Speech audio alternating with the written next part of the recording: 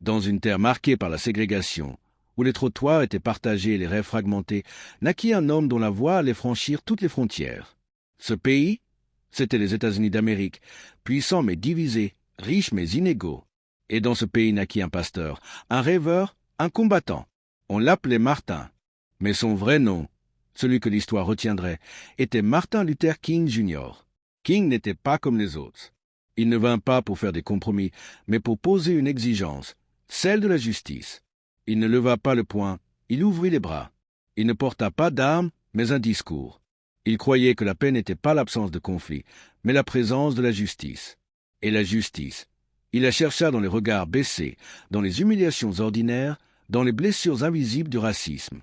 Pasteur Baptiste, il fit de la chair une tribune pour l'égalité. Il emprunta à Jésus la douceur, à Gandhi la non-violence et au prophète la flamme. Il marcha, il parla, il pria. Mais surtout, il espéra. Il croyait que l'amour était plus fort que la haine. Il disait, la haine trouble la vie, l'amour l'harmonise. Il savait que les chaînes de l'oppression ne se brisent pas par la colère, mais par la lumière de la vérité. Chaque sermon, chaque marche, chaque silence portait en lui un cri ancien, celui de l'homme noir exigeant sa pleine humanité. En 1955, il prit la tête du boycott des bus de Montgomery après l'arrestation de Rosa Parks. Il avait 26 ans. Il entra dans l'histoire avec la foi pour seule arme. Et ce fut le début d'une lutte longue, courageuse, épuisante, mais jamais violente. Il croyait que l'âme noire n'avait pas à se salir pour être libre. Il affronta les chiens, les jets d'eau, les crachats et les injures. Il ne recula pas. Il savait que derrière chaque pas posé dans la boue de l'injustice se dressait un pas vers la montagne de la dignité.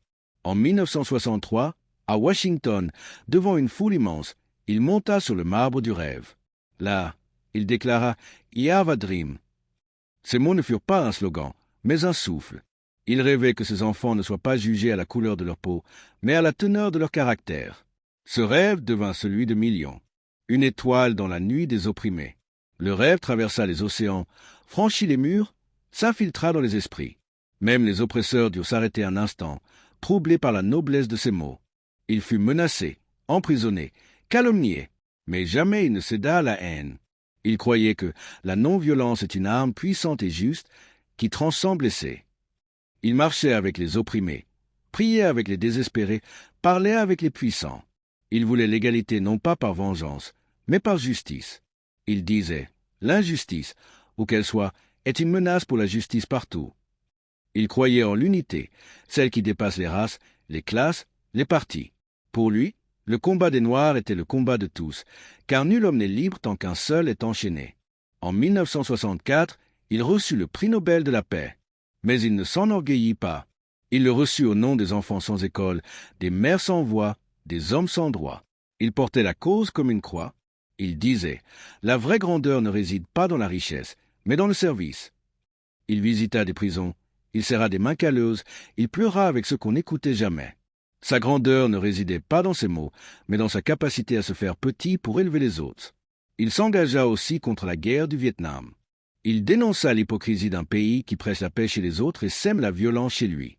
Il disait, un pays qui dépense plus pour la guerre que pour le bien-être de son peuple approche de la mort spirituelle.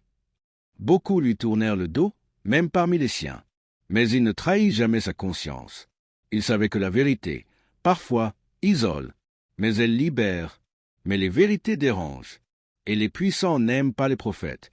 Le 4 avril 1968, à Memphis, une balle vint interrompre le chant.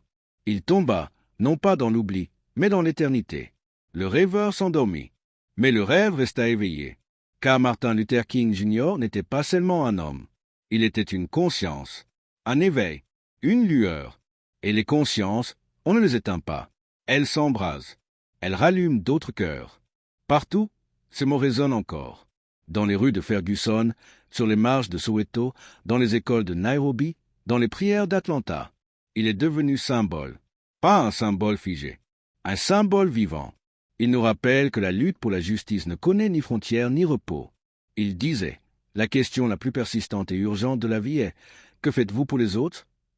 Aujourd'hui, son visage est gravé dans les mémoires, son nom est prononcé avec respect, ses discours sont enseignés comme des psaumes modernes. Mais plus que l'honorer, il faut l'imiter. car le racisme n'est pas mort. L'injustice n'a pas disparu. Le rêve n'est pas encore réalisé. Le rêve se poursuit dans chaque main tendue, dans chaque loi juste, dans chaque enfant qui apprend à aimer sans préjugés. Souviens-toi de lui, non comme d'un martyr, mais comme d'un guide. Lis ses discours, enseigne ses combats, incarne ses valeurs. Car chaque époque a ses combats, et chaque peuple a ses Martins à faire naître. Il suffit d'y croire. Il suffit d'agir. Il suffit d'aimer assez la justice pour être prêt à la défendre, même seul. Le rêve ne demande pas la perfection. Il demande le courage. Le courage de se lever quand d'autres s'assoient, de parler quand d'autres se taisent. Martin Luther King ne nous a pas seulement légué un rêve. Il nous a confié une mission, construire une société plus juste, plus fraternelle, plus humaine. À nous d'être les artisans de cette paix. À nous de porter la lumière là où l'ombre s'installe. À nous de transformer le murmure du rêve en tonnerre de justice. King vit encore. Et tant que nous marcherons dans ses pas, la révolution continuera. Pas une révolution de haine, mais une révolution d'amour. Une révolution douce comme une voix dans le désert, mais puissante comme un torrent de justice. Debout, Amérique. Debout, Afrique. Debout, humanité. Le pasteur te regarde. Et il espère